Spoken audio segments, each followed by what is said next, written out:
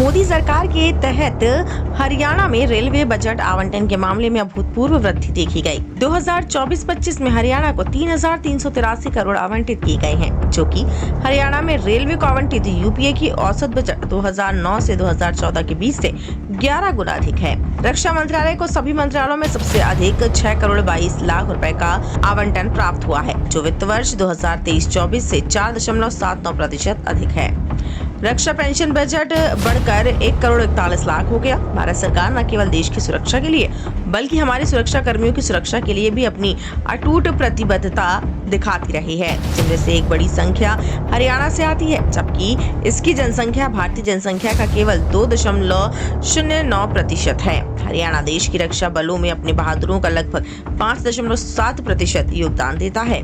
प्रधानमंत्री नरेंद्र मोदी की आत्मनिर्भर भारत की प्रतिबद्धता को आगे बढ़ाते हुए बजट में सरसों, मूंगफली, तिल, सोयाबीन और सूरजमुखी जैसे तिलहनों के लिए आत्मनिर्भरता प्राप्त करने के लिए रणनीतियों के क्रियान्वयन का उल्लेख किया गया। इससे हरियाणा में सरसों जैसे तिलहन की खेती करने वाले हमारे अन्नदाताओं को अधिक विविधीकरण पहल करने के साथ साथ तिलहन से संबंधित खेती के लिए इनपुट लागत कम करने में मदद मिलेगी। सरकार ने सहकारी क्षेत्र के सुव्यवस्थित एवं सर्वांगीण विकास के लिए राष्ट्रीय सहयोग नीति की घोषणा की। हरियाणा में सहकारी समितियों की बड़ी संख्या को ध्यान में रखते हुए नीति सीधे राज्य को प्रभावित करेगी। विशेष रूप से राज्य को दूत जीवन रेखा बीटा को सहायता प्रदान करेगी।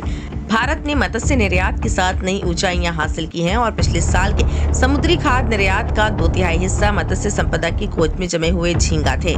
प्रतिस्पर्धात्मकता को और बढ़ाने के लिए कुछ ब्रूड स्टॉक, पॉलीकैथे कीड़े और झींगा और मछली फीड पर मूल सीमा शुल्क को घटाकर 5% कर दिया गया है। इसके अतिरिक्त झींगा और मछली फीड के निर्माण के लिए विभिन्न इनपुट पर सीमा शुल्क से छूट दी गई है। ये प्रोत्साहन हरियाणा में मत्स्य पालन में लगे 16,000 किसानों की आजीविका पर महत्वपूर्ण प्रभाव डाल सकते हैं और साथ ही किसानों को नई पीढ़ी को इस आकर्षक प्रकार की खेती करने के लिए प्रोत्साहित कर सकते हैं।